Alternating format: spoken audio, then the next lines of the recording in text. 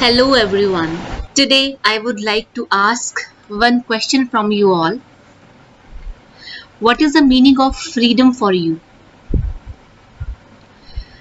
Freedom to walk wherever you want to. Freedom to do whatever you want to do in life. Freedom of eating what you like to eat. So, are these things related to freedom? So, what is the real meaning of freedom?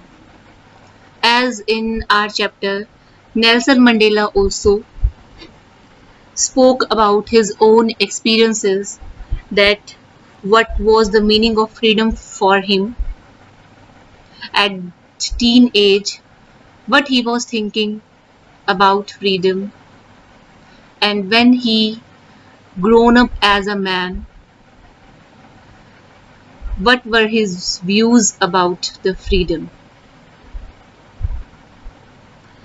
So freedom generally is having the ability to act or change without constraint.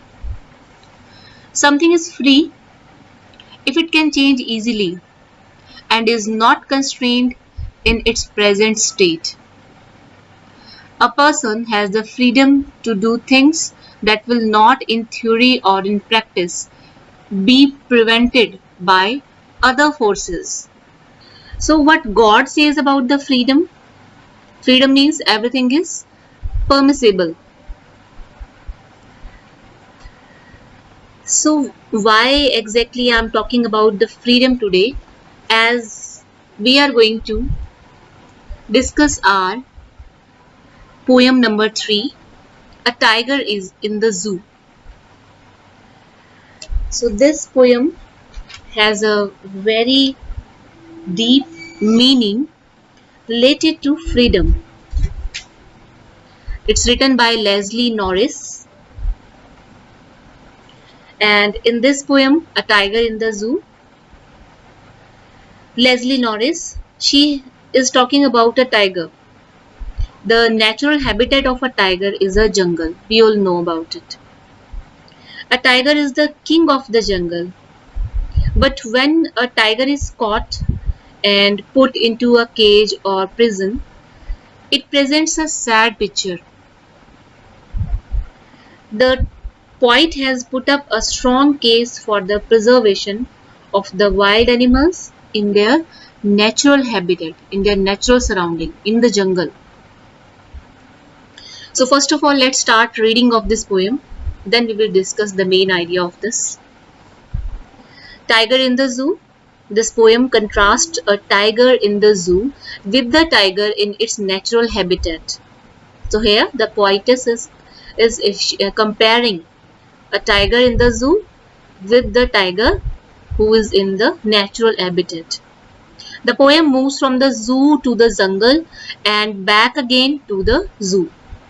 Read the poem silently once and say which stanzas speak about the tiger in the zoo and which ones are speaking about the tiger in the jungle. So start reading.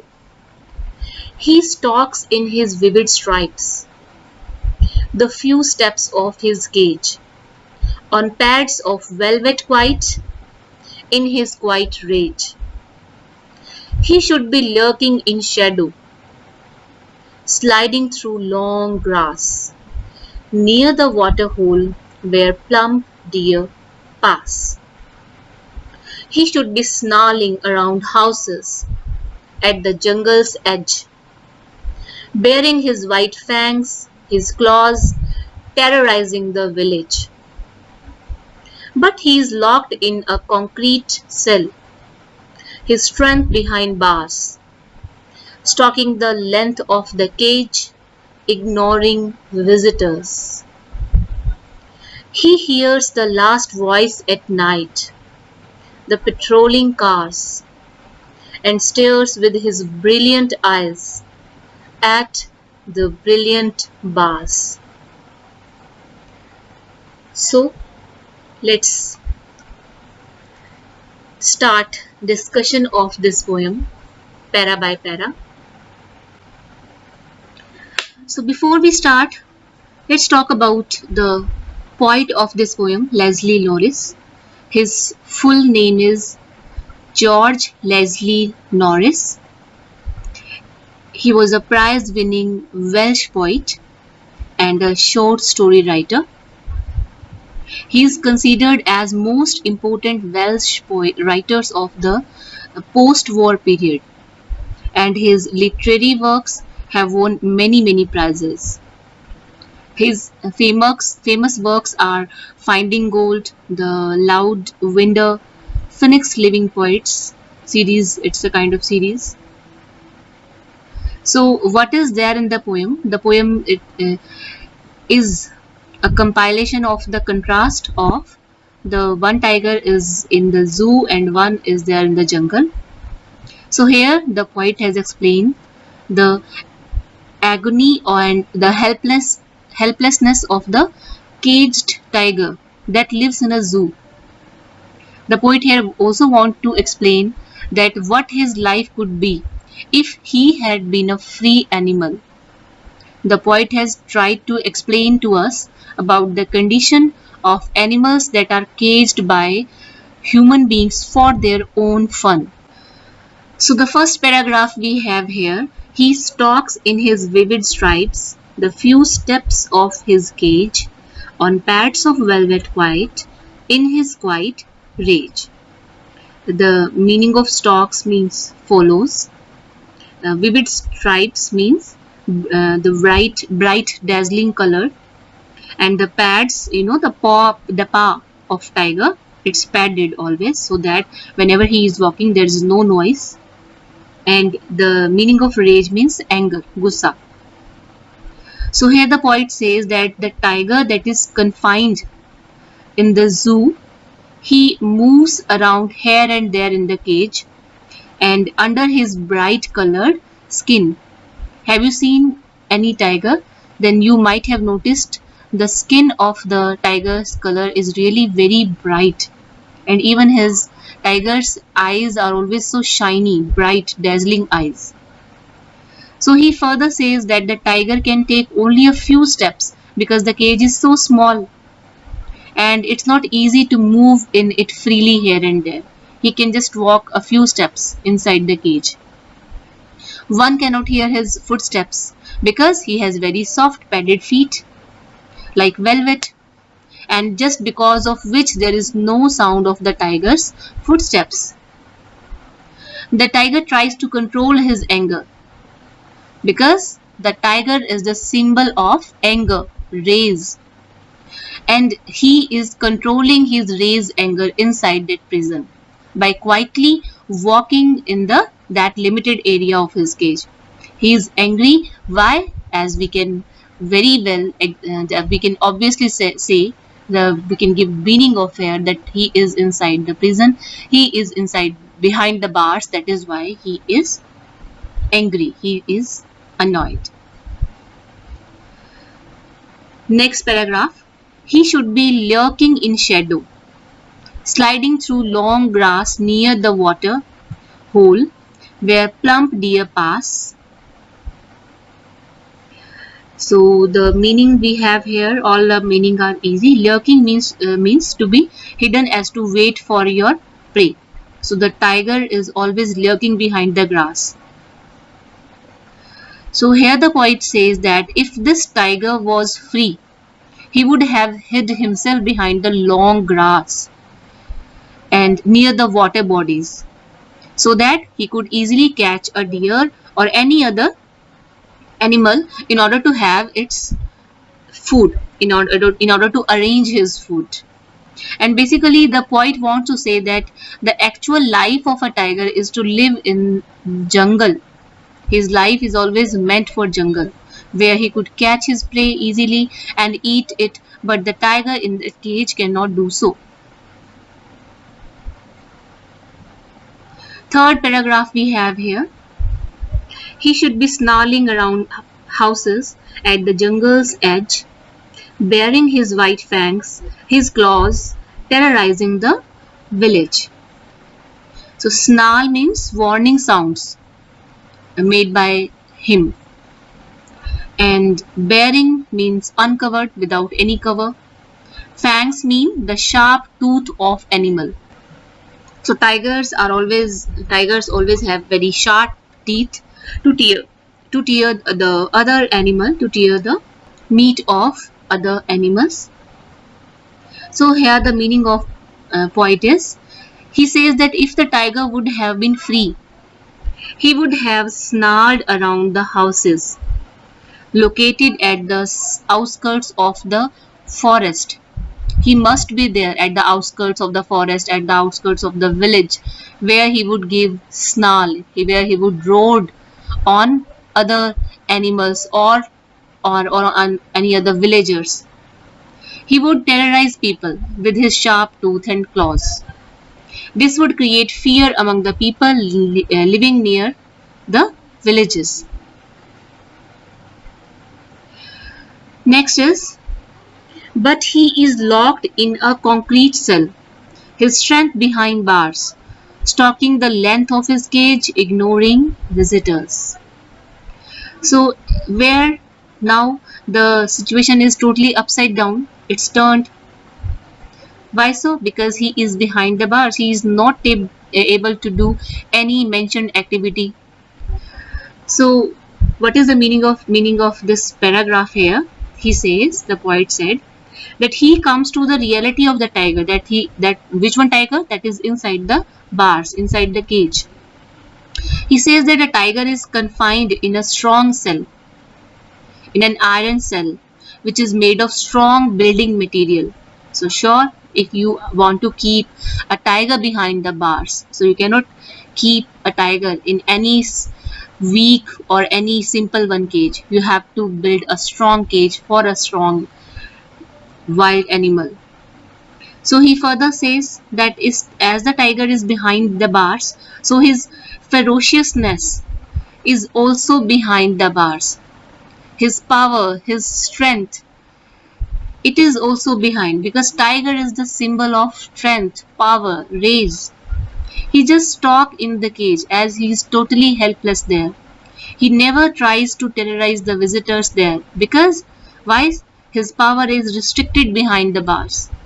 Therefore, he never tries to do so. He never tries to terrorize the visitors. He is not interesting there. So as he knew that he cannot attack on them. Next, he hears the last voice at night.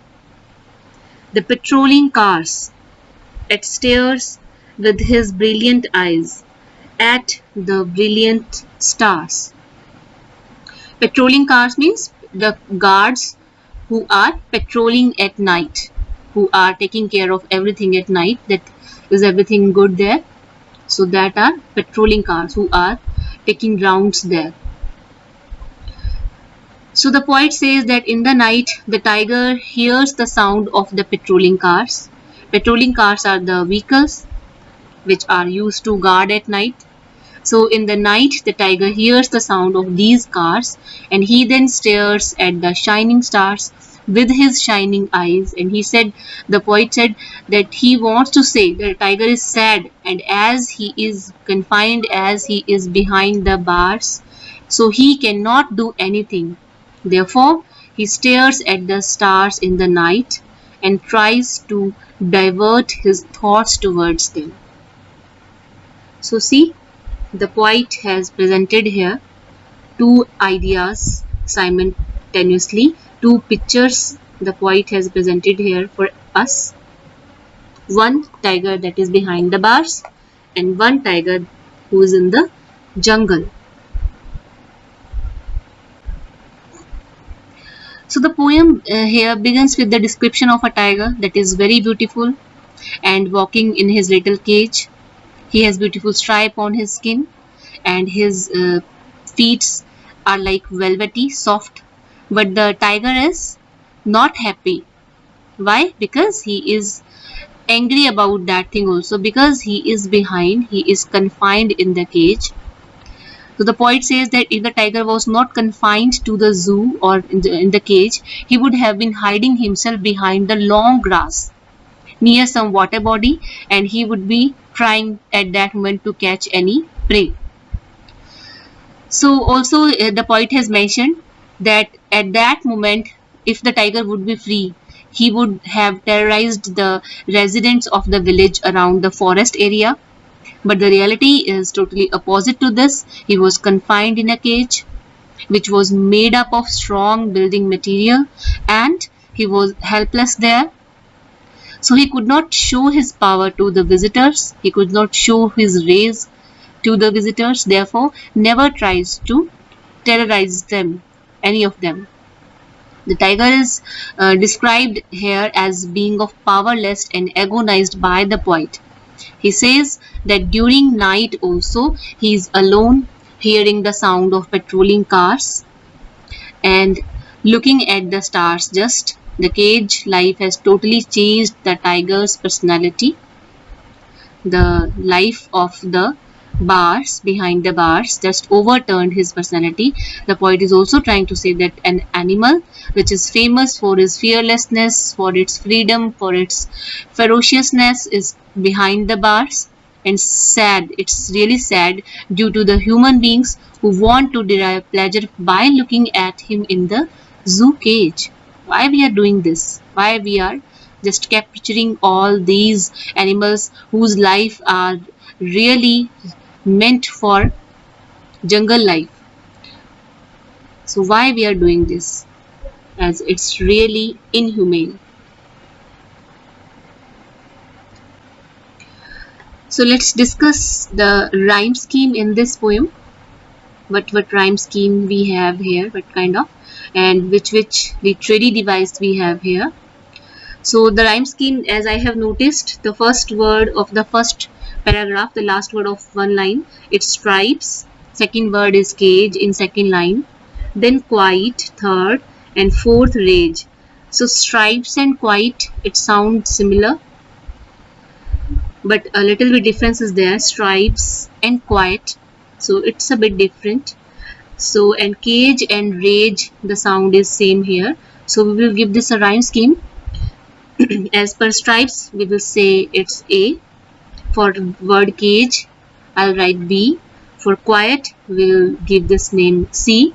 And for rage, we will write B. So the rhyme scheme of this poem is A, B, C, B. Let's talk about the literary device. So we have here in this poem personification we have. Why personification? As the tiger is personified because the poet refers him as he. Okay, so we have personification here, and we have metaphor here, as the tiger's paws are compared with the velvet. So here the comparison in between the two things, tiger's paws with the velvet. So here we have metaphor, we have enjambment. Enjambment, what is? We have here sentences continuing to next line. So without any punctuation mark, the sentences are continuing in each and every paragraph. So here we have enjambment. Next we have here imagery, as the poet tried to create an image about the tiger. So when we are reading the poem, we are having an image of the tiger in the zoo and one tiger is in the jungle. So that is why we have imagery here. We have consonants also, as the S sound is repeated in this paragraph as S, stalks, his, stripes. Here S sound is repeated, so that is why consonants. And as well as we have assonance. Assonance, you know, the vowel sounds are repeated when, so we are using assonance. So here I sound is repeating in the line in his and vivid stripes. So here I sound is repeated, that is why we have assonance here. And we have one more here, oxymoron. So the use of adjectives opposite in the meaning. So quiet rage, the rage, which one is quiet? So we here two things are opposite. Quiet means that the thing is silent, and rage means when we are literally annoyed about something, we want to shout. on anyone about any matter, any random matter. So quiet rage, it presents the oxymoron.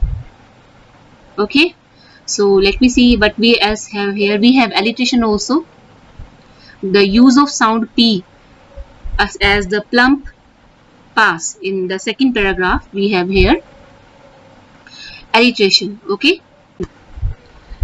so let's talk about the question answer we have here. We have thinking about the poem, and we have here read the poem again and work in pairs or groups to do the following tasks. So first we have here find the words that describe the movements and actions of the tiger in the cage in the wild and arrange them in two columns. So here we have to define separately one tiger who is in the cage and the tiger who is in the jungle. We have to define we have to write the words here who are describing the situation. So the word stalks, quiet rage, ignoring visitors, hears the sound of patrolling cars, stares at stars. These are presenting the tiger behind the cage, inside the cage, and who is in the wild, who is in the jungle, who is in the woods, here lurking in shadow, sliding through the long grass, snarling around houses, baring his white fangs, and terrorizing the villagers. Okay. Second, we have here find the words that describe the two places and arrange them in two columns. Two places. So two places we have to present the place here. So few steps in his cage, few steps off his cage. Here the cage is mentioned. Locked in concrete cell. This is the place. Strength behind the bars. This is the cage. Terrorizing the village. This is the cage. And who is in the jungle? Shadow, long grass, snarling around houses, baring his white fangs, his claws, and ignoring visitors. Okay. Next we have notice the use of a word repeated in lines such as these. Like first one, on pads of velvet quiet, in his quiet rage. So what is the notice the use of word here, which are repeated here in the lines. So the poet has repeated the word here to give a nice impact, to give it a very poetic form. Like the use of quiet with velvet pads describes that the tiger has to walk in the limited area. He has a very limited area inside the cage. He cannot run here inside as he would have done had it been in the forest. It's the usual task of the wild animals who are running in the jungle. So whereas quiet rage shows the hidden anger inside him, which has grown stronger because of his confinement in the cage. Here he want to present the deep meaning. He want to give a very deep impact. The next word he used is brilliant. The word brilliant in the first line means brilliant means the twinkling bright stars. And the brilliant word used for the tiger's eyes shows that the sadness of the tiger who would have led a freely life, a fearless life if it were in the jungle. So guys, here our poem is over. I hope you all understood the meaning very well, that what is the meaning of freedom and how it feels when somebody trying to banish your freedom from you, trying to snatch your freedom from you, how it feels if we have to stay inside the bars.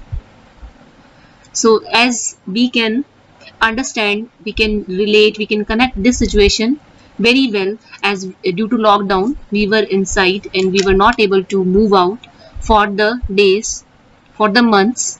So what was the feeling? We were really in tension.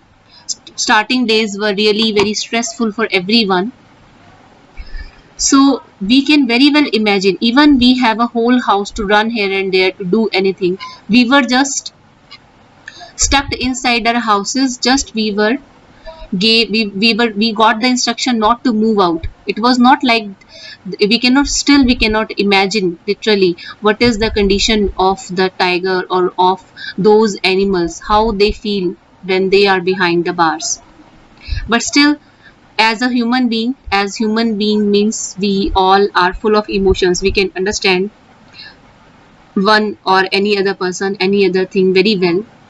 So it's really very inhumane to keep any animal, any bird inside the bars, behind the bars, inside a cage. Confinement is really no good for anyone. So students, take care of yourself. Think about our nature.